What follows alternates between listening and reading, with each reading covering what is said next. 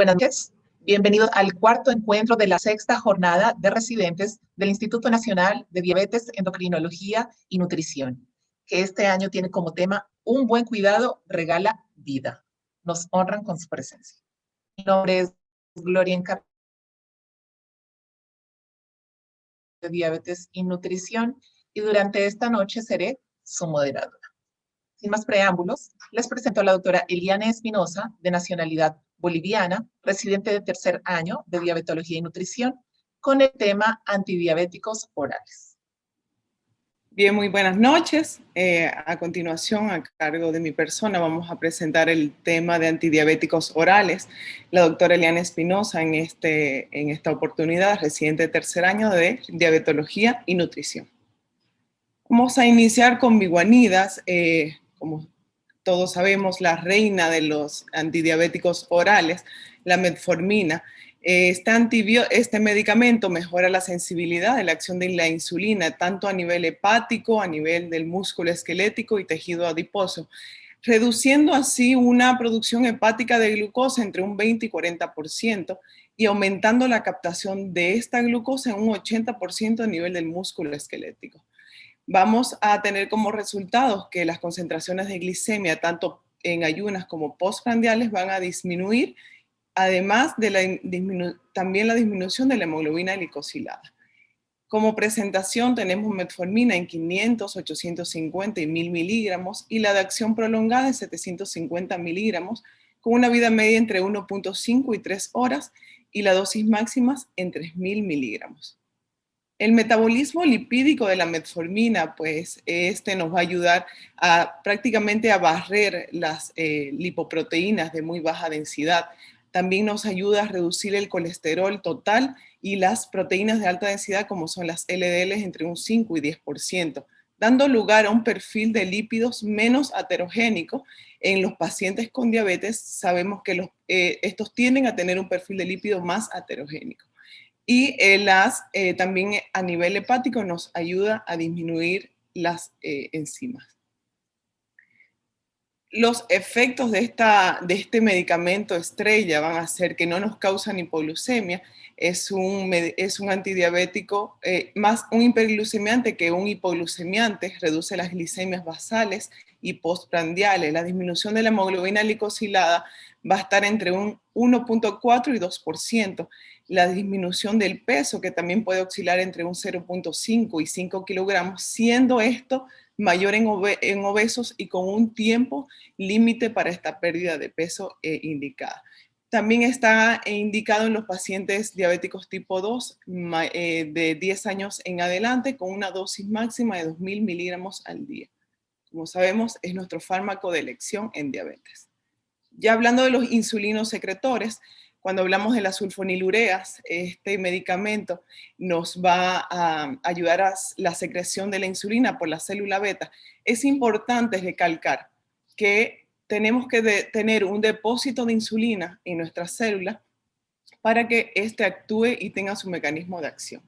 Hablando sobre el mecanismo de acción, sabemos que las sulfonilureas y las glinidas se unen al receptor SUR1 en la célula.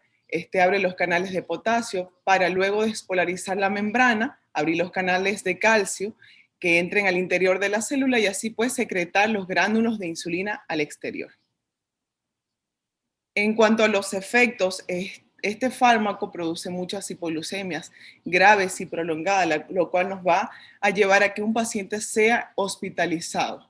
La ganancia de peso es de 1 a 4 kilogramos después de los 6 meses de tratamiento y la disminución de su eficacia, esto va a durar entre un 3 y un 10% con el tiempo. También se asocia a riesgo de accidentes cerebrovasculares y mayor mortalidad. Como fármacos está contraindicado en una tasa de filtrado glomerular menor de 30 mililitros por minuto. Nuestros fármacos más conocidos, la glibenclamida y la glimepirida, con sus presentaciones y sus dosis máximas.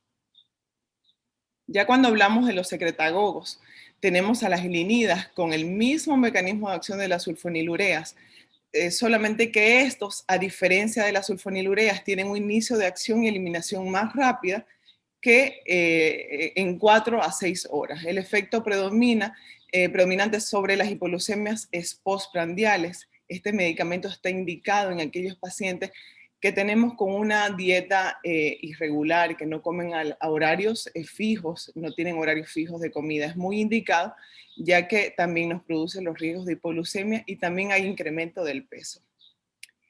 Se contraindica en insuficiencia hepática severa cuando los pacientes usan el gemfibrosilo, que es un medicamento para disminuir los niveles de triglicéridos, aumenta el riesgo de hipoglucemia. Este es, como dije, un fármaco ideal para aquellos pacientes que no tienen horarios de comida fija. El medicamento que tenemos disponible es la repaglinida, con su presentación y sus dosis máximas. En cuanto a las tiazolidina-endionas, la tiazolidina-endiona como acción van a activar los receptores PARI de los islotes pancreáticos. Estos van a aumentar la captación de glucosa a nivel del tejido periférico, lo cual va a disminuir vamos a tener una disminución del perfil de lípidos y en menor medida la gluconeogénesis hepática. Como efectos, mejora el control glucémico, mejora la estatosis hepática no alcohólica, por supuesto, y disminuye la hemoglobina glicosilada entre 1 y 1.5%, además de la disminución de la tensión arterial. Como fármaco estrella en esta línea tenemos la pioglitazona, con sus presentaciones de 15, 30 y 45, dosis máxima de 45 miligramos. Este fármaco, aunque los riesgos de insuficiencia cardíaca, el aumento de las fracturas en mujeres, los edemas periféricos distales y el edema macular se ha visto, además de la ganancia de peso, también está contraindicado en insuficiencia cardíaca en pacientes que tengan una insuficiencia hepática. En aquellos hombres o varones que tengan cáncer de vejiga activo no se debe indicar, y cuando vemos que el paciente tiene una hematuria macroscópica. Ya los fármacos de acción incretínica, hablando un poco sobre el efecto, pues este efecto es inducido, se induce por la ingesta. Sabemos que en los pacientes con diabetes el efecto incretina está alterado. Al ingerir alimentos con glucosa, estimula la secreción de insulina de una manera tal que es más potente que la misma administración de glucosa intravenosa. Como las hormonas de este efecto, tenemos el GIP, el cual está en el intestino de las células K intestinales, y el GLP-1, que está en las células L del intestino. Cuando se secreta estas hormonas, reduce rápidamente los valores de acción de una enzima que es la proteolítica denominada la dipeptilpeptidasa 4, como la conocemos, la DPP4. Siendo la responsable de inactivar estos péptidos y el GLP-1 que se inactiva más rápido que el GIP. Entonces, lo que va a hacer es inducir la secreción de insulina dependiente de la glucosa que ingerimos a partir de las células betas del páncreas, además de disminuir las concentraciones plasmáticas del glucagón. Retrasa el vaciamiento gástrico, ayuda a disminuir la hiperglicemia y por ende nos va a hacer sentir una sensación de saciedad en aquellos pacientes con diabetes y más recomendados en los obesos, y va a producir una pérdida de peso. Entre los efectos, estimula la liberación del glucagón, la litogénesis, inhibe la lipólisis de adipocitos y mejora la captación de los ácidos grasos, dando lugar a 2 estrategias farmacoterapias como va a ser los agonistas de los receptores del GLP-1 y los inhibidores de la DPP4, que es lo que vamos a mencionar a continuación. Entonces, los inhibidores de la DPP4 lo que van a hacer es bloquear la degradación de las hormonas incretinas, estimulando así una mejor secreción de la insulina dependiente de la glucosa, dependiente de los alimentos que se ingieran. Inhibición de la secreción del glucagón para así reducir la producción hepática de glucosa. Son muy bien tolerados por los pacientes y son neutros con el peso también, y lo mejor que no producen hipoglucemia. Vamos a detallar un poco entonces cuando ingerimos los alimentos para entender un poco más. Estos van al intestino. Por el páncreas se secreta el GLP. Entonces, lo que va a hacer el inhibidor de la DPP4 va a ser bloquear Esta hormona, para que haya una mejor secreción de insulina por parte de la célula beta, lo cual va a aumentar el uso de glucosa a nivel del músculo y tejido adiposo, y una supresión de glucagón, lo cual va a disminuir la liberación de la glucosa hepática, produciendo así niveles bajos de glicemia. No está contraindicado en la pancreatitis. Ya en los inhibidores de la SGLT2, estos fármacos son lo último en diabetes, ¿verdad? Entonces vamos a tener como mecanismo de acción los inhibidores que van a producir la hiperglicemia, per se va a ser provocada por un incremento de la carga de glucosa filtrada. Tenemos un glomérulo, el cual se filtra en un paciente normal, 180 gramos de glucosa filtrada al día. Estos se van a filtrar por los túbulos proximales. En S1, el SGLT2 va a absorber un 90% y el S2 un 10% solamente. Lo que va a producir una hiperfiltración glomerular y aumentando así la glucosuria y la excreción de 78 gramos de glucosa al día. Como efectos, pues reducción del peso en una media de 2.96 kilogramos en 6 meses, reduce moderadamente la presión arterial, los niveles, el perfil de lípido, vamos a tener también una disminución.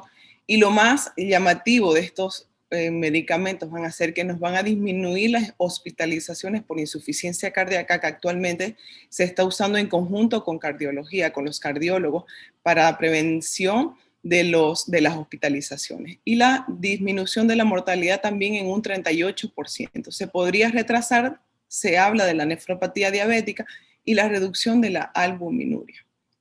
Como efectos, pues, son comunes las infecciones de vías del tracto urinario. Hay que irse con precaución con los pacientes frágiles, ancianos mayores de 75 años, por el riesgo de hipovolemia, cetoacidosis diabética de glucemia y los riesgos de fractura que también son comunes. Ya cuando hablamos de los inhibidores de SGLT2 tenemos la dapagliflozina, la canagliflozina y la empagliflozina con sus respectivas presentaciones y dosis máximas. Y entre los inhibidores de la DPP4, nuestra sitagliptina y la vildagliptina con sus dosis máximas. En cuanto a los ajustes de dosis, tenemos esta imagen, la cual nos va a dar un pantallazo general en cuanto a los antidiabéticos e insuficiencia renal. Vemos que la metformina se ajusta a la dosis con una tasa de filtrado glomerular hasta 30 mililitros por minuto. Entre todos los antidiabéticos orales, los DPP4 son los que mayor se pueden indicar en pacientes con un filtrado glomerular menor de 15, por supuesto, ajustando dosis. Y los ISGLT2, pues solamente estamos recomendados por las últimas guías hasta una tasa de filtrado glomerular de 30 mililitros por minuto. Les traje un algoritmo muy básico sobre el tratamiento de diabetes que debemos saber. En general, como objetivos, tener una hemoglobina glicosilada en 6.5 a 7%. Esto en pacientes en general. Pacientes jóvenes que no tengan ninguna otra comorbilidad asociada a la diabetes. Ya cuando hablamos de una hemoglobina glicosilada de 7.5 y 8%, vamos a tener a pacientes mayores de 10 años de evolución, con episodios de hipoglucemia severas que los hayan presentado en los últimos meses, quizás, esperanza de vida limitada, no debemos ser tan agresivos con tener una hemoglobina glicosilada en menor de 7, además de las glicemias preprandiales que debemos tener el margen entre 70 y 130 miligramos por decilitro y una glicemia postprandial en menor de 180 miligramos decilitro para así tener un mejor control de nuestro paciente diabético. Si todo esto está dentro de los márgenes, pues podemos citarlo al paciente dentro de los 6 meses. Si es que cambiamos el antidiabético oral o agregamos alguna otra terapia, lo que debemos hacer es citarlo en 3 meses hasta lograr nuestro objetivo. Aquí les traigo un cuadro, enfermedades cardiovasculares establecidas. La metformina o el ISGLT2 es una buena opción, insuficiencia cardíaca, los ISGLT2 más metformina. Enfermedades renal también indicamos lo mismo, podemos agregar un inhibidor de la DPP4. En ancianos frágiles, DPP4 más metformina, obesidad y ISGLT2, lo más recomendado. Ya cuando tenemos un inicio de la diabetes, metformina o DPP4, y con nuestros controles de hemoglobina glicosilada. Siempre van a ser las metas controles. Ya en conclusiones, la dieta y el ejercicio van a ser siempre el pilar fundamental de nuestro paciente diabético. Además de la educación, que es tan importante en nuestra primera cita, educar a nuestros pacientes diabéticos para así tener un apego al tratamiento. La diabetes tipo 2 es un reto médico en el cual tenemos que trabajar en conjunto con los pacientes para que estos tengan una productividad y una calidad de vida a lo largo. Un tratamiento efectivo puede estar limitado por un aumento de peso y disminución de los episodios de hipoglucemia. La metformina es el tratamiento de primera línea siempre en diabetes, salvo alguna contraindicación, como ya la mencionamos, en tasas de filtrados glomerulares. El control glucémico está asociado también con un menor riesgo de accidentes cerebrovasculares o enfermedades cardiovasculares y son necesarios tratamientos que aporten un control sostenido con el tiempo para mejor calidad de vida, como ya lo mencionamos.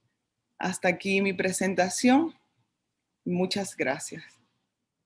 Agradecemos a la doctora Ariana Espinosa por tan completa revisión. La sesión de preguntas y respuestas se agotará al final de esta jornada, por lo que pueden ir haciendo sus preguntas vía. A continuación, la doctora Gabriela Acebey, de nacionalidad boliviana, residente de tercer año de diabetología y nutrición, nos expondrá el tema tratamientos inyectables de la diabetes mellitus.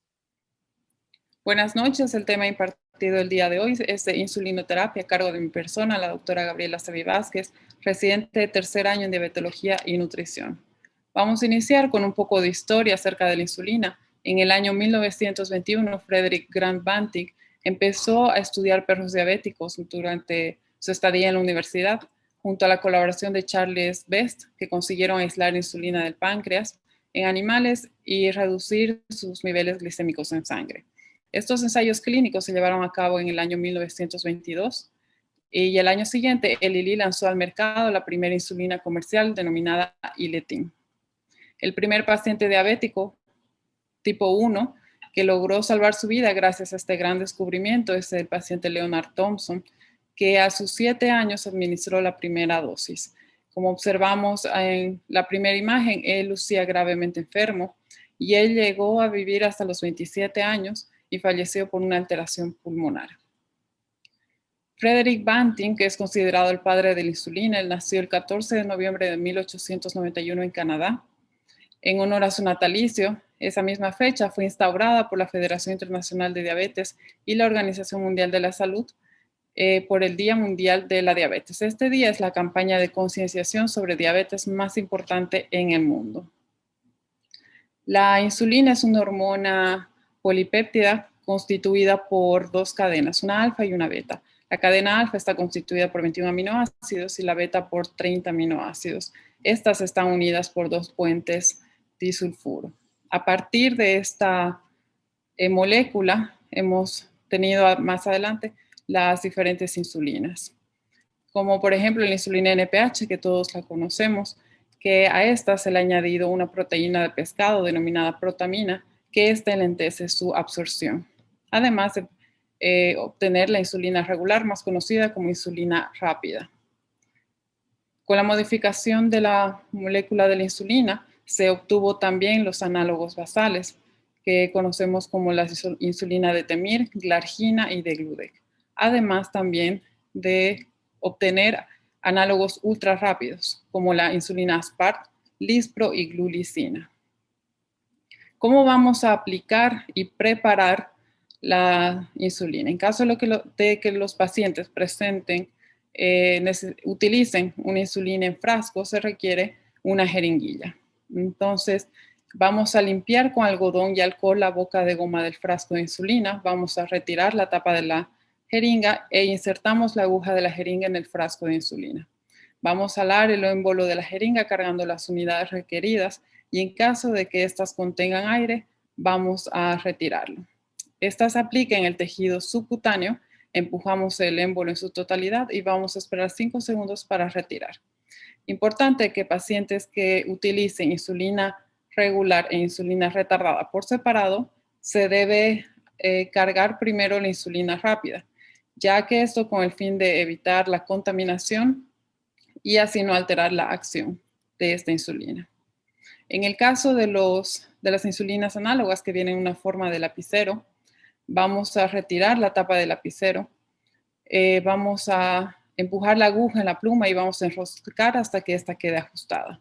Se retira la tapa externa de la aguja y posteriormente la tapa interna de la aguja. Giramos el colector de dosis a las unidades requeridas y también estas se administran en tejido subcutáneo y presionamos el botón de inyección. Esperamos 5 segundos para luego retirar. ¿Dónde vamos a aplicar la insulina? Vamos a aplicar en el tejido subcutáneo. Tenemos las opciones de inyectar en la cara anterior del abdomen, a excepción de 4 centímetros alrededor del ombligo, en la cara externa del muslo, glúteos y también en la cara externa de los brazos. La rotación de los sitios de inyección es importante para prevenir complicaciones en dicha área, ya que estas van a mostrar una absorción más lenta.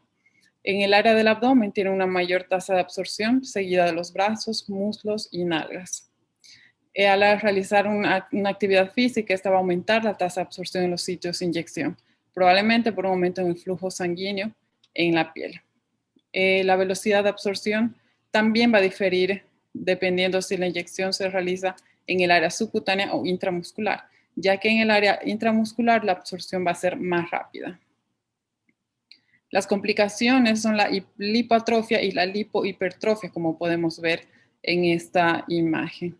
Es importante recalcar al paciente que al momento de administrarse la insulina, debe realizar la rotación de inyección para evitar justamente estas complicaciones.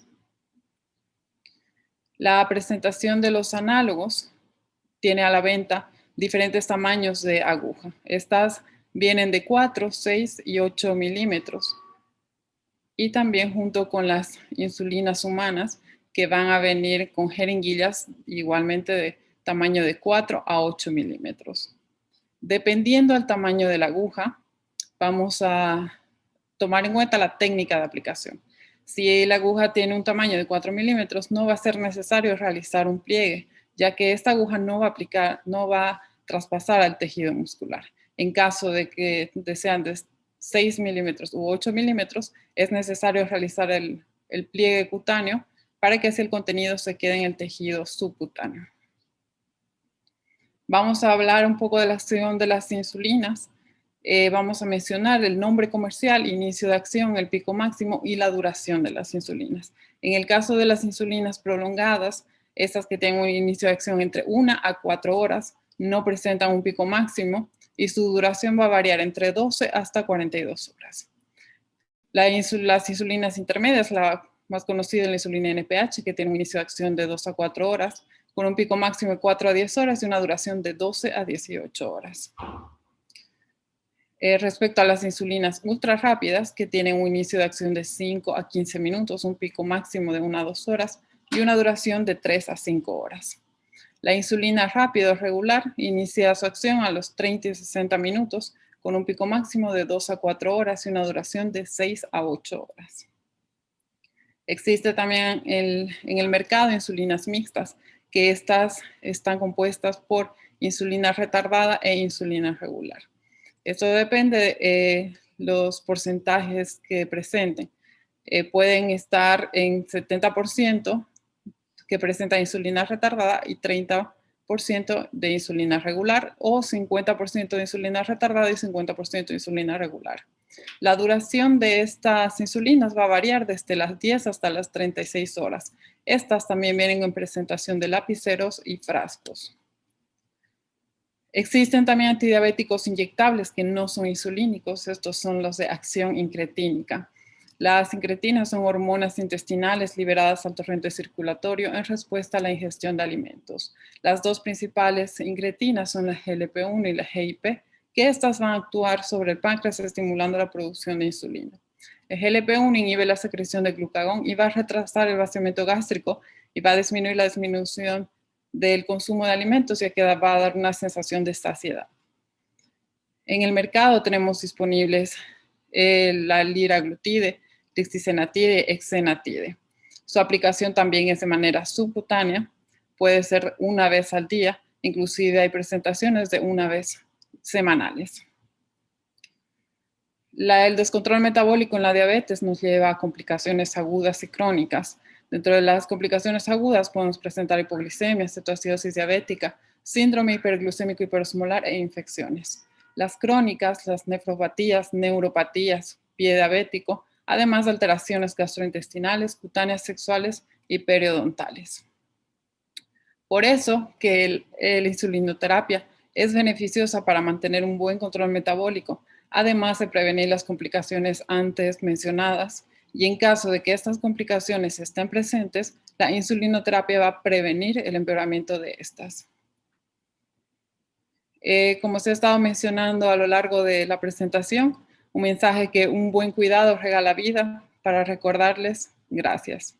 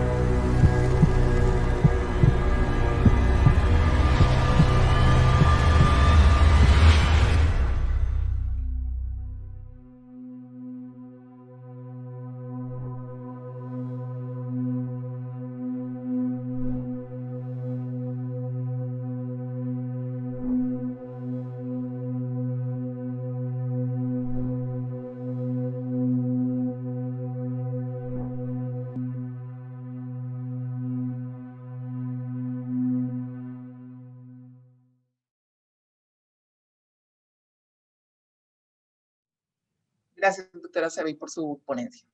Les recuerdo que pueden hacer sus preguntas por el chat y serán respondidas al final de esta jornada. Ahora, la doctora Paula Tomás, de nacionalidad dominicana, residente de segundo año de diabetología y nutrición, nos hablará sobre diabetes gestacional. Les dejo con la doctora. Muy buenas noches. Continuando con los temas de esta jornada, en esta ocasión, diabetes y embarazo, a cargo de una servidora, la doctora Paola Tomás, residente de segundo año de diabetología y nutrición en el Instituto Nacional de Diabetes, Endocrinología y Nutrición, INDE. Bien, es importante que tengamos en cuenta ya el concepto de embarazo, el cual no es más que el periodo de tiempo que comprende desde la fecundación del óvulo por el espermatozoide hasta el momento del parto. Este periodo cursa aproximadamente 288 días, dividiéndose entre 37 y 42 semanas con 3 trimestres. Los cambios fisiológicos que se dan en este periodo son muy importantes, principalmente en las pacientes diabéticas, ya sean pregestacionales o con diagnóstico de diabetes gestacional. Es muy importante que sepamos que hoy día el incremento de vida tan acelerado, la obesidad y esta epidemia llamada diabetes ha llevado a un incremento de la diabetes y con ello un gran cúmulo de pacientes, mujeres que no son diagnosticadas a tiempo y que pueden llegar con este disturbio metabólico en el embarazo. Durante el primer trimestre de la gestación va a ocurrir un aumento de la sensibilidad a la insulina y eso es debido a que va a disminuir los requerimientos de parte del producto. Consigo, va a haber un aumento del estrógeno ya a la 4ª semana de gestación y un aumento concomitante de la progesterona a partir de la 10ª semana. Ya a finales del segundo trimestre de la gestación, acercándose al tercer trimestre, va a haber una insulinoresistencia marcada, la cual es fisiológica, que va a traer consigo aumento del cortisol y con este aumento las hormonas placentarias, incluyéndose el aumento del lactógeno placentario, el factor de necrosis tumoral alfa, con ello la hormona de crecimiento y la hormona gonadotropina. Todo esto, con aumentos respectivamente de la prolactina, nos va a llevar a todo embarazo normal al diagnóstico de un estado diabetogénico, que lo vamos a ver más adelante. Como vemos esquematizado en esta imagen, el aumento de las hormonas placentarias va a incrementar la secreción de insulina. Las guías nos hablan que esta secreción de insulina va a aumentarse 2 a 4 veces en relación a un aumento fuera de la gestación. Consigo, este disturbio metabólicos, las hormonas maternas alteradas, va a llevar a aumento de la glucosa plasmática en la periferia y aumento de los ácidos grasos libres. Es donde caemos, en que este estado diabetogénico normal en la gestación, que se considera como un disturbio o estado metabólico alterado, va a llevar consigo aumento en un 30% de la salida de glucosa hepática, un 60% de la disminución de la sensibilidad a la insulina, con un aumento de la glucosa por el feto. Entonces, estos tejidos que son sensibles a la glucosa se van a ver alterados, como son los tejidos, el tejido adiposo y el hígado. Esto va a llevar consigo a un estado procoagulante. En caso de no corregirse a tiempo estos disturbios y que hayan más alteraciones, como intolerancia a la glucosa, que ya vamos a hablar de ella más adelante, una hiperinsulinemia más marcada, podemos llegar a otros estadios metabólicos que pueden alterar incluso luego de la gestación. En cuanto a lo que es la diabetes pregestacional, es muy importante que nosotros como médicos tengamos este diagnóstico en claro y el concepto. Son este grupo de pacientes embarazadas, diabéticas diagnosticadas anteriormente, antes de la gestación, o sea, diabéticas tanto tipo 1, tipo 2 o con otro tipo de diabetes. Básicamente una paciente diabética que se embaraza o una paciente que durante el primer trimestre de gestación cumpla con los criterios diagnósticos pautados por la Organización Mundial de la Salud, como sabemos. Este estado, por así decirlo, afecta aproximadamente 1% de las mujeres embarazadas y es fundamental la planificación del mismo. Cuando hablamos de los criterios diagnósticos de la Organización Mundial de la Salud, vemos pacientes que no saben que cursan con la enfermedad y que presentan polidipsia, poliuria, polifagia, pérdida de peso o disminución de peso. Una paciente con una glucemia al azar en ayunas mayor de 126 o mayor de 200 y que posteriormente, post ingesta o cuando se le apliquen las pruebas respectivas, continúe mayor de 200, como vamos a ver más adelante. Es básicamente lo más importante que queremos traerle a ustedes en cuanto a las pacientes diabéticas pregestacionales, que se debe de tener un control previo al deseo de embarazo. Y estas pacientes van a llegar a consulta, pacientes importantes destacables, que son pacientes que tienen deseo de embarazo a corto plazo. Es importante iniciar la suplementación con ácido fólico y con hierro y optimizar el control glucémico para así evitar cualquier tipo de las repercusiones metabólicas que se pueden dar durante la gestación. Muy importante reiterar que se deben de abandonar los hábitos tóxicos en caso de que la paciente cursara y retirar los fármacos que pueden ser potencialmente teratogénicos. Existen repercusiones tanto maternas como fetales que pueden ir tanto de corto a largo plazo, principalmente sobre las madres. Pero en esta ocasión vamos a tocar detalladamente las repercusiones maternas y fetales. En el caso de la retinopatía diabética, en caso de que estuviera, las guías hablan de que puede durante el embarazo empeorar el caso de retinopatía diabética. Existen complicaciones como la nefropatía u otras complicaciones. La nefropatía diabética, en el caso de una paciente que ya tenga el diagnóstico de nefropatía, no hay datos de que este altere más el estado nefrópata de la paciente, pero en caso de insuficiencia renal crónica, esta puede verse agravada a finales de la gestación y llegar a estadio terminal. En cuanto a las otras complicaciones, la cardiopatía isquémica y la enfermedad autonómica son muy importantes tomar en cuenta esto, principalmente la cardiopatía isquémica. En caso de una paciente con cardiopatía isquémica, puede tener repercusiones durante la gestación, tanto para la paciente como para el producto. En cuanto a las malformaciones y abortos, las mismas malformaciones que se ven en pacientes no diabéticas, lo vamos a tener en los hijos de la madre diabética. Hay un crecimiento fetal acelerado, pacientitos que nacen macrosómicos para la edad gestacional. Esto hay un mayor aumento de lo que es el parto pretérmino y consigo las complicaciones perinatales. Entre ellas, muy importante, evitar las hipoglucemias, como es muy frecuente en estos pacientitos, y el grado de distrés respiratorio con el que viene comprometido. ¿Cuándo desaconsejar el embarazo? Es importante que tengamos en cuenta que a estos pacientes no le vamos a indicar no te puedes embarazar. Si es el deseo de la madre, es nuestro deber como educadores, como médicos, mostrarles cuáles son las repercusiones a largo plazo y corto plazo que puede tener este embarazo, como es el caso de la enfermedad coronaria no revascularizada, una paciente con insuficiencia renal, como habíamos mencionado anteriormente, pacientes hipertensas que no mejoran a su terapia médica, retinopatía proliferativa, que no responde a la panfotocoagulación, por lo que habíamos mencionado el agravamiento de la retinopatía. La gastroenteropatía severa, básicamente que va a complicarse con la hiperemesis diabética que se ve fisiológica en el embarazo. Y la neuropatía autonómica cardiovascular severa. Muy importante que tengamos estos conceptos. Ya entrando en materia sobre lo que es la diabetes gestacional, el concepto básicamente es cualquier grado de intolerancia a la glucosa que se inicia o se presenta por primera vez durante el embarazo, independientemente de su gravedad. Quiere decir, independientemente de que necesite o precise tratamiento con insulina y que este remita después del embarazo. Este puede afectar hasta el 18% de todos los embarazos. También trae efectos deleterios que abarcan tanto al producto como a la madre, y representa el 90% de las complicaciones por embarazo.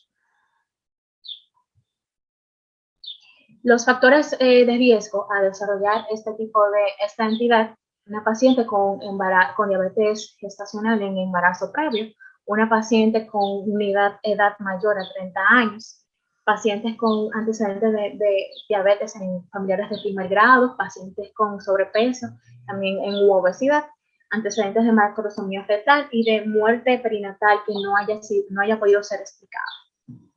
También muy importante los signos de resistencia a la insulina, como el signo de ovario poliquístico, una paciente con hiperglucemia basal mayor de 85, paciente también con antecedentes de preeclampsia, entre otros como vemos en la imagen. Muy importante que esta paciente con glicemia entre 85 y 99 en ayunas, aunque no caigan, como vamos a ver más adelante, en el diagnóstico per se, hay que darle seguimiento constante con dieta, ejercicio, cambios en el estilo de vida para evitar esta entidad. El criterio diagnóstico básicamente se debe de realizar una glicemia plasmática en ayunas. A todas las embarazadas inmediatamente son recaptadas en nuestra consulta. Una paciente con una glucemia menor de 100 en ayunas, sin factores de riesgo, es importante, se observa ya a partir de las 24 o 33 semanas. En caso de que caiga entre 100 y 125 miligramos sobre decilitro, como habíamos dicho anteriormente, cambios en el estilo de vida. Ya una paciente con valores glucémicos entre 100 y 125 miligramos sobre decilitro en 2 ocasiones, sin haber alterado sus hábitos dietéticos durante el primer trimestre, cae en diagnóstico de diabetes gestacional. Una paciente con una glucemia basal mayor de 126 miligramos sobre decilitro o al azar mayor de 200 miligramos sobre decilitros, cae en diagnóstico de diabetes pregestacional. Importante que tengamos en cuenta, una paciente con valores glucémicos mayor o igual a 126 miligramos sobre decilitro se le debe de repetir 7 días posteriores. Importante recalcar a la paciente no utilizar ningún fármaco que pueda potenciar o incrementar los valores glucémicos, como es el uso de los corticosteroides, no fumar durante el mismo y no hacer cambios severos en su alimentación. Luego, de pasada esta semana, estos 7 días, con una glucemia mayor o igual a 126 miligramos sobre decilitro, nos cae en el diagnóstico de diabetes pregestacional. Ya para el segundo trimestre, entre las 24 y 28 semanas, se realiza una glicemia plasmática en ayunas y 2 horas postcarga con 75 gramos de glucosa. Una paciente que caiga entre menor de 100 a 140 miligramos sobre decilitro a las 2 horas postcarga, menor de 100 en ayunas, sin factores de riesgo, como lo que mencionamos anteriormente, se va a descartar ya la diabetes gestacional. Una paciente que caiga entre estos valores con factores de riesgo, ya a las 30-33 semanas hay que volver a pesquisar. Pero una paciente que durante las 24-28 semanas de gestación nos llega con glucemias mayor de 100 en ayunas y mayor de 140 2 horas postcarga, ya cae en diagnóstico de diabetes gestacional. Y a las 30-33 semanas, ya en el tercer trimestre, continuamos con este pesquisaje con una prueba de tolerancia oral a la glucosa con una carga de 75 gramos. Ya si es menor de 100 en ayunas, menor de 140, ya no hay diagnóstico, la paciente no está en riesgo, pero sí presenta glucemias alteradas mayor de 100 en ayunas y mayor de 140 miligramos sobre decilitro a las 2 horas postcarga, cae también en diagnóstico de diabetes gestacional.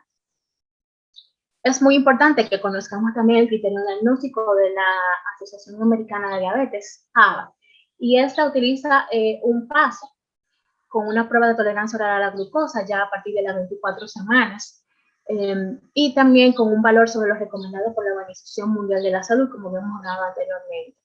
Ya una glucemia basal mayor de 92, mayor de 180 a la hora postcarga y mayor de 153 miligramos de decilitro a las 2 horas nos hace el criterio diagnóstico de diabetes gestacional. Esta slide que tengo a continuación nos habla sobre el control metabólico de la paciente. En este caso se utiliza la fructosamina. La sociedad ALAD utiliza esta debido, pausando, por así decirlo, en cuanto a la hemoglobina glicada. La hemoglobina glicosilada, o también conocida como hemoglobina glicada, ha traído alta controversia debido a su poca especificidad durante la gestación. Sabemos que la hemoglobina glicosilada utiliza básicamente la vida media del eritrocito es más larga y se ve alterada ya durante la gestación. Es por lo cual que se utiliza esta prueba. La fructosamina básicamente es más sensible. También debemos tomar en cuenta que una paciente con diabetes gestacional con estos niveles glucémicos alterados, son muy pocos los valores glucémicos que trae en gramos, por lo cual no es nada sensible. Otras guías utilizan la hemoglobina glicosilada previo al embarazo, pero lo que nos compete es conocer cuáles son los valores o el estado metabólico según la fructosamina dependiendo del primer trimestre de los trimestres de gestación. Y estos son los siguientes, como vemos en pantalla. Ya para el tercer trimestre menor a 221 moles. Y debemos de tomar en cuenta que lo más importante, aparte de esto, es el monitoreo glucémico y evitar las hipoglucemias.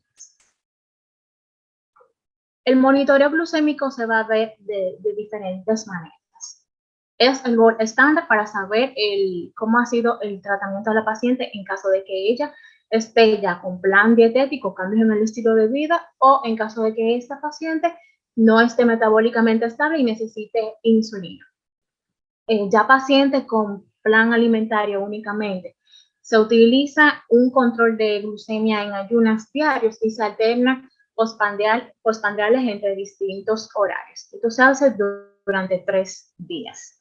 Ya una paciente con plan alimentario más dosis de insulina, ya sea 2 o más dosis de insulina humana o un análogo de insulina basal o insulina rápida, utilizamos un automonitoreo antes del desayuno, antes del almuerzo, antes de la merienda y antes de la cena, y por lo menos una postprandial durante las diferentes comidas, más una ocasional alterada durante las tiroides por semanas.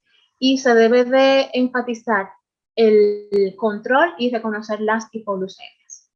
Pacientes con diagnóstico reciente de diabetes gestacional, se utiliza el automonitoreo antes del desayuno, antes del almuerzo, antes de la merienda y antes de la cena, más 2 controles postprandiales durante 3 días respectivamente. En cuanto a las recomendaciones sobre el índice de masa corporal en nuestros pacientes, tenemos que tomar en cuenta esto durante el valor del índice de masa corporal previo al embarazo. Es importante que sepamos que durante el embarazo está prohibido la pérdida de peso, no se pueden hacer dietas restrictivas. de una paciente que no llegue en obesidad debe de aumentar entre 10 a 20 libras. Es muy importante que la ingesta de hidratos de carbono no sea superior a los 160 gramos y básicamente enfatizar cambios en el estilo de vida y la alimentación. Las metas glucémicas para las pacientes. La Asociación Americana de Diabetes utiliza glucemia en ayunas entre 70 a 90, también menor de 95 como vemos en pantalla. Glucemia a la hora post ingesta menor de 140, 2 horas menor de 120 y durante el parto 72 y 126 miligramos sobre 10 litros. Nuevamente hacemos énfasis en evitar las hipoglucemias. Ya una paciente que nos llegue con hipoglucemia, se utiliza criterio menor de 105 en ayunas, menor de 155, 1 hora post ingesta, y menor de 130, 2 horas post ingesta. En cuanto al uso en caso de que la paciente necesite utilizar insulina durante la gestación, es importante que tengamos en cuenta cosas. Y lo primero y lo más importante es la educación diabetológica. ¿Cómo esta paciente se va a administrar la insulina? ¿Cuáles modificaciones dietéticas, según el automonitoreo que nos lleve a consulta, va a utilizar la paciente? Y sobre todo, reconocer las hipoglucemias y cómo manejarla en caso de que la presente. Y la pauta terapéutica básicamente va a ser insulina humana de intermedia o larga duración subcutánea. Otras guías también avalan el uso de insulina rápida por bomba de insulina. Las opciones terapéuticas para insulinoterapia. En primer lugar, tenemos la insulina NPH, que es una alternativa segura, categoría A según la FDA. En cuanto a los análogos, tenemos la insulina de Temib, es un análogo ultra seguro, también categoría A. En cuanto al uso de insulina rápida, se utilizan los análogos Lispro y Aspart, que son también de acción rápida y muy seguros. En cuanto a la insulina glargina, está siendo altamente controvertida su uso. No hay datos aún estadísticos que avalen que traiga malformaciones congénitas o daños durante la gestación. Hay algunos países, como en España, que esta es altamente utilizada, pero aún no hay estudios que avalen en la categoría de seguridad de esta insulina. En caso de que nuestra paciente en el automonitoreo esté con hiperglucemias postprandiales a repetición, se van a recomendar análogos de insulina rápida como lo que mencionamos anteriormente. Y en caso de utilizarse insulina rápida, insulina regular, saber que se utiliza 60 a 90 minutos antes de los alimentos. En cuanto a la terapéutica oral, el uso de antidiabéticos orales, está altamente discutido. Las guías no recomiendan el uso de antidiabéticos orales. Hay una controversia muy marcada entre el uso de la glibenclamida y la metformina, si atravesan la barrera placentaria o no, pero sí se sabe a ciencia cierta que la glibenclamida está relacionada con hipoglucemia neonatal. También hay guías que avalan, como la ALAT, el uso de metformina durante el primer trimestre de gestación, principalmente si son pacientes con abortos a repetición y con síndrome de ovario poliquístico, pero su uso aún está siendo discutido. Aquí vemos un ejemplo resumen de todo lo que hemos hablado según la hemoglobina glicada, cuál es el valor de la fructosamina, que nos habla del control metabólico, tener en cuenta, reconocer las hipoglucemias, que no estemos ante hipoglucemias severas, glicemias en ayunas y preprandiales entre 70 y 100, y como habíamos mencionado anteriormente, que 1 hora post ingesta esté menor de 140 y 2 horas menor de 120, y evitar la cetonuria. Es importantísimo el seguimiento postparto, porque debemos de monitorizar a ver en caso de que ya haya revertido esta condición metabólica. En caso de que la paciente continúe con insulinoterapia, esta se puede suspender inmediatamente luego del parto según el automonitoreo que nos llega a la paciente. El monitoreo continuo de glucosa se debe de mantener por algunos días, y si hay hiperglucemia se debe reconsiderar e iniciar el tratamiento, y debemos de tomar en cuenta la lactancia materna. La reclasificación postparto. Es muy importante que sepamos que ya pacientes que ya hayan sido diagnosticadas o que tengan diabetes mellitus o diagnóstico de persistente o prediabetes, ya a las 4 o 12 semanas postparto, se les va a hacer otra prueba de tolerancia a la glucosa de 75 gramos. Una paciente que muestra valores normales durante este tiempo se debe de evaluar entre 1 a 3 años. Es importante que sepamos que el riesgo materno aumenta en 50 a 70%. En conclusión, ya para llevar a casa, es importante que nosotros hagamos el pesquisaje a tiempo de cada una de nuestras pacientes, que reconozcamos las complicaciones maternas y fetales tanto a corto como a largo plazo. El pilar del tratamiento consiste en los cambios terapéuticos y cambios en el estilo de vida. No tener miedo a instaurar insulina en caso de que esta paciente presente glucemias fuera de la media. Siempre debemos de considerar insulinoterapia. Hasta aquí nuestra presentación. Muchas gracias.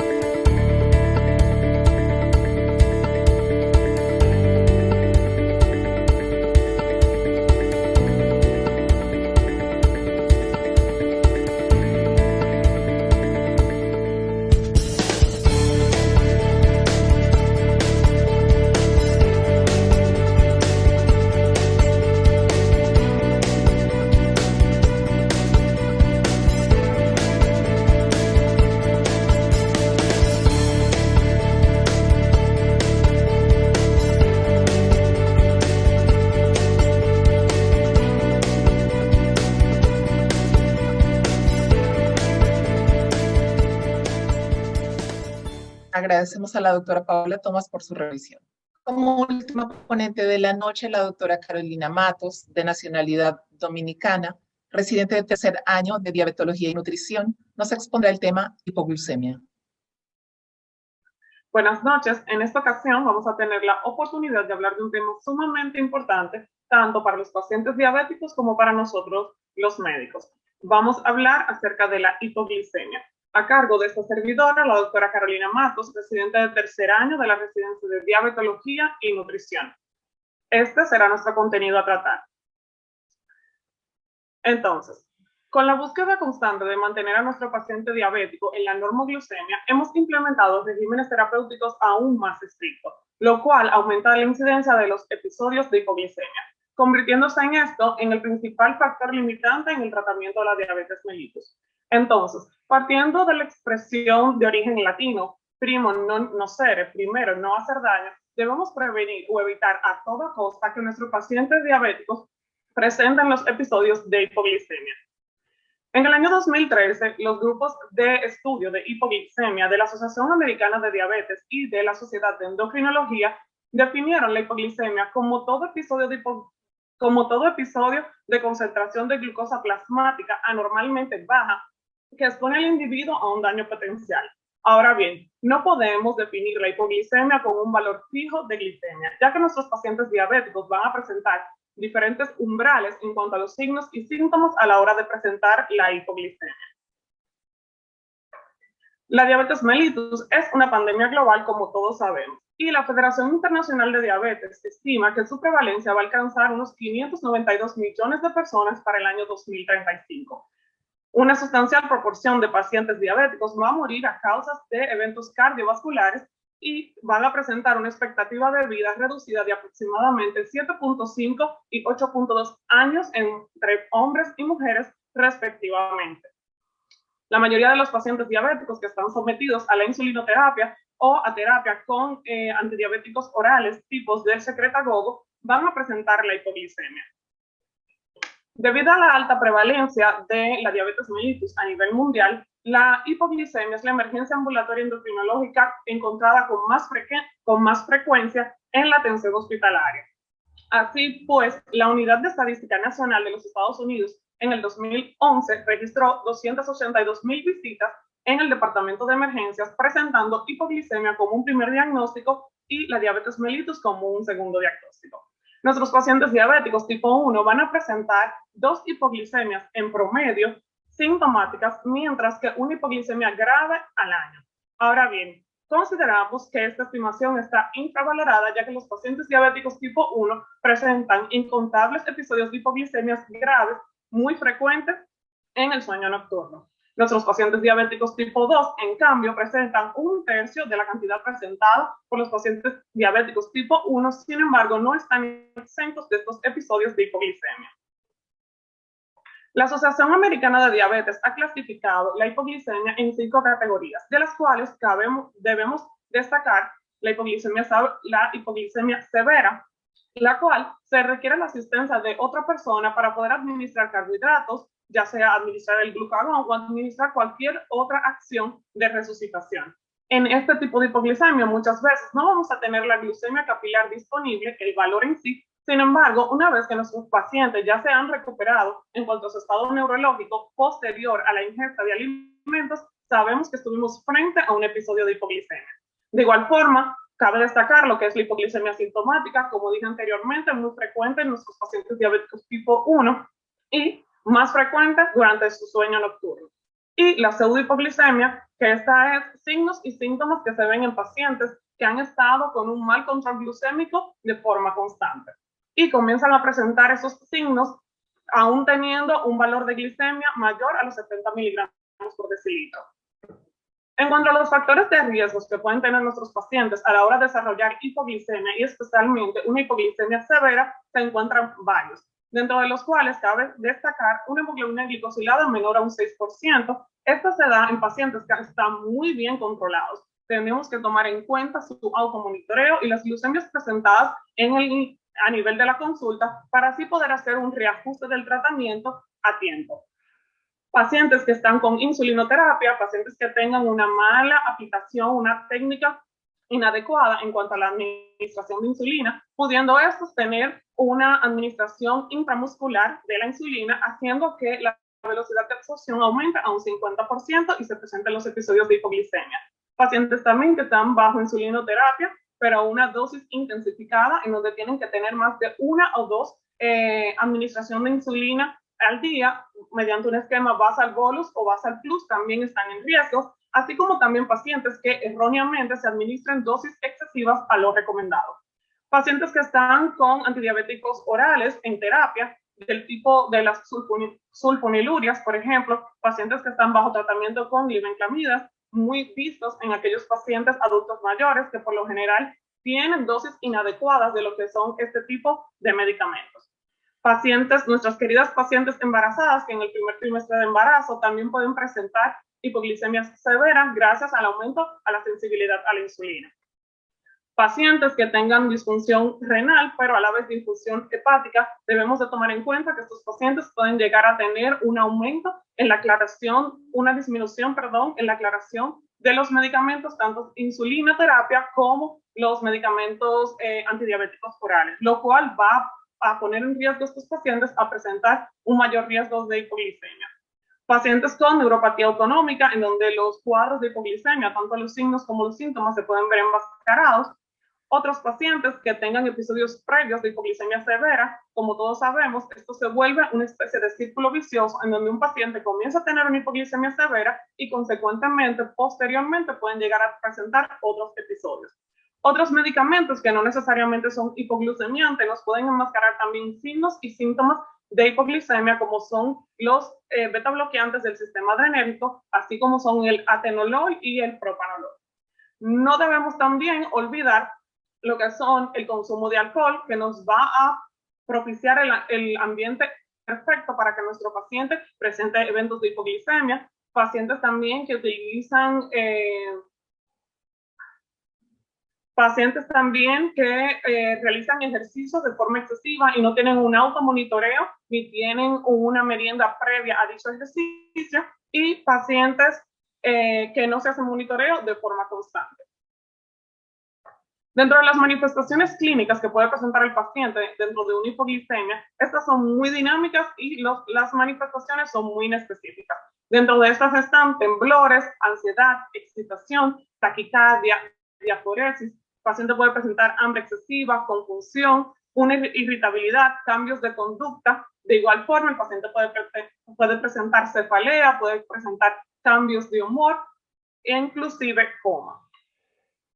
Hay estudios en donde se evaluó lo que fue el control glucémico intensivo versus el control glucémico estándar para poder evaluar y comparar su efectividad en la disminución de riesgo cardiovascular. Sin embargo, estudios como BAD, ACCORD y ADVANCE, en donde se compararon estas terapias y su efecto en la disminución de riesgo cardiovascular, no se llegó a encontrar en sus resultados una disminución práctica del riesgo cardiovascular. Por ende, lo que más se encontró fue una disminución excesiva de lo que es la hemoglobina glicosilada y muchos episodios de hipoglicemia relacionados con lo que era la mortalidad. Por esto, hemos resumido una cantidad de resultados clínicos que se pueden ver en las hipoglicemias severas. Ante una hipoglicemia severa, el paciente puede presentar trastornos en la inflamación porque hay un aumento de lo que son biomarcadores proinflamatorios e hiatorretrombóticos, como son la interleuquina 6, un aumento del factor el factor endotelial vascular, un aumento de la proteína C sensible. También todo esto nos puede ayudar a lo que propiciar un ambiente para lo que es algún evento isquémico agudo. También el paciente puede presentar alteración en la coagulación, anormalidades en la coagulación, con aumento del factor 8, un aumento de la agregación plaquetaria y un aumento de los macrófagos, de la actividad de los macrófagos, una respuesta simpático-adrenal más excesiva de la cuenta. Esto se debe a una respuesta contrarreguladora secundaria a lo que es los niveles bajos de hipoglicemia.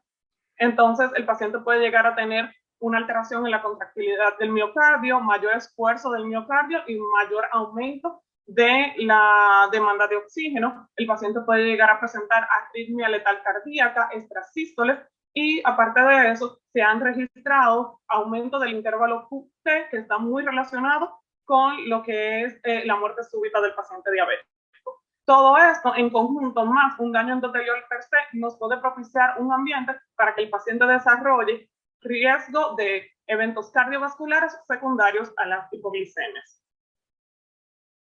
Los objetivos del manejo ya cuando un paciente está presentando la hipoglicemia van a ser tres: restablecer la euglucemia, prevenir las recurrencias y dilucidar la causa. Una vez que tenemos a nuestro paciente enfrente y vemos que el paciente tiene valores de glicemia menor a 70 miligramos por decilitro, o en cambio vemos que el paciente ha presentado las manifestaciones clínicas que hemos mencionado anteriormente, debemos establecer si nuestro paciente está consciente o el paciente está inconsciente. Una vez que el paciente esté consciente y ésta puede ingerir, debemos establecer con él el manejo de la regla de los 15, que es administrar 15 gramos de hidratos de carbono simples y a los 15 minutos volver a repetir la glicemia. Si en dado caso, posterior a estos 15 minutos, el paciente ya ha recuperado la normoglucemia, pues entonces podemos proceder a la administración de 15 gramos de hidratos de carbono complejos. En dado caso, si el paciente no ha recuperado un valor estable, ni los signos ni síntomas han cedido de la hipoglicemia, pues debemos proceder de nuevo a repetir esta regla de los 15. Si el paciente, por ejemplo, está inconsciente y es incapaz de ingerir, entonces podemos optar por varias vías. Si no tenemos acceso a la vía venosa, pues podemos utilizar lo que es el glucagón, es una inyección que se puede administrar tanto subcutánea como intramuscular, pero también entonces tenemos lo que es la vía venosa, en donde podemos administrar 30 mililitros de glucosa al 33% o 20 mililitros de glucosa al 50%. Además, acompañado de una solución glucosada al 5%. Posterior a eso, continuar haciendo de forma paulatina controles de glicemia hasta que nuestro paciente vuelva a recuperar su estado neurológico. ¿Cómo prevenir entonces los episodios de hipoglicemia? Es de suma importancia que nuestros pacientes en la consulta tengan una buena educación terapéutica. Tanto los pacientes, sus familiares o sus cuidadores tienen que estar al tanto de lo que son posibles riesgos de hipoglicemia. Hacerse un automonitoreo constante, que se vuelva una rutina en ellos, poder hacerse automonitoreo de la glicemia antes de acostarse, antes de hacer ejercicio excesivo. Objetivos glucémicos apropiados, tener en cuenta que no es los mismos objetivos que vamos a tener con un paciente joven de recién diagnóstico a un paciente ya adulto mayor. De igual forma, optar por otros tratamientos, estos en el caso de pacientes diabéticos tipo 2, en donde, al igual que la insulinoterapia, podemos optar por medicamentos como inhibidores del DPP-4, análogos del GLP-1 o inhibidores del cotransportador de sodio-potasio tipo 2, los cuales no van a disminuir los riesgos de hipoglicemia. En cuanto a las recomendaciones, reconocer que la hipoglicemia es una entidad que pasa de forma frecuente en todos nuestros pacientes diabéticos, independientemente de que estos en la consulta nos comenten de que han tenido o no el episodio de hipoglicemia, siempre debemos indagar si ya están presentando las hipoglicemias. Conocer la utilidad del monitoreo, como les dije anteriormente, que el paciente se vuelva como una rutina en ellos, poder hacerse automonitoreo constante. Entender que la hipoglicemia es una causa de miedo y de morbilidad importante para el paciente, y una vez que haya tenido su primer episodio de hipoglicemia, será muy difícil para ellos olvidarse de ese episodio. Y por último, reconocer que las hipoglicemias severas están muy relacionadas con lo que es el incremento de eventos cardiovasculares y muerte del paciente diabético. Muchas gracias por su atención. Muy buenas noches.